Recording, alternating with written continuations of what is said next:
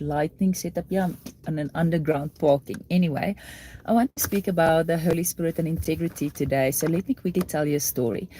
So yesterday we speak about Elijah and the rain that's coming. So I just want to take you a little bit back before they went to Mount Carmel, before the Baals and the prophets. When Elijah, now I have to get my story right. Anyway, Elijah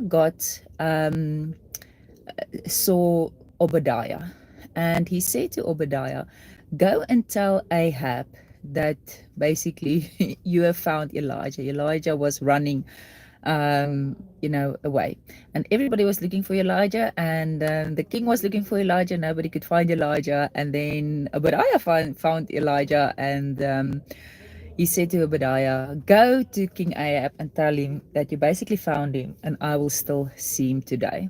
And then Obadiah said to Elijah, listen, man, the Holy Spirit can take you away at any time. And then I'm going to be in trouble with the king, because I tell him, I saw Elijah, and then suddenly the Spirit moves you to another mountain, because, that is Elijah, how he was transported from place to place. And then Elijah said to him, no, man, tell Ahab, I will still see him today, and he still saw him today, and it was Mount Carmel and all of that. So the thing is, if we speak about the Holy Spirit, many times people don't want to make a decision, and they use the Holy Spirit basically as an excuse. And they say, listen, I cannot commit to a certain thing, because what if the Holy Spirit directs me in a different way? And this is almost, I've spoken about it in some sort of way also a bit earlier in a devotion, but this is almost a pandemic of this time, that people really struggle with making a commitment.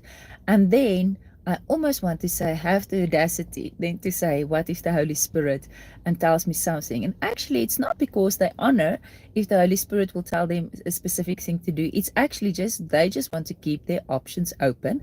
And if I say they, I mean it can be any one of us. Want to keep your options open for something better to come along. And I just realized that, you cannot live life like that, first of all. And second of all, the Holy Spirit has integrity. So let's, for example, let's take a very simple example. You commit for a braai at your friend's house. The relationship is important, and you said you're gonna be there at the braai on Saturday. Now you are a big fan of Benny Hinn, the preacher, and he is coming to town. You didn't realize it. He's coming to town on Saturday, and you find out at the last minute, and there is an inkling in your heart that you really shouldn't miss that meeting. Now, first of all, if it's really an unction from the Holy Spirit to attend something, even though you've committed to something else, I believe that the Holy Spirit will give us the way out to and to preserve that relationship, if that's if in any case an important relationship, even if it is not those good, such good friends. The Holy Spirit will make a way for us. But if we are, if that's always how you operate, you can never commit to something, and you're always keeping options over, always canceling on things, for example, then I almost want to say to you, I'm not so sure if that was the Holy Spirit speaking to you. I'm sorry to be so blunt.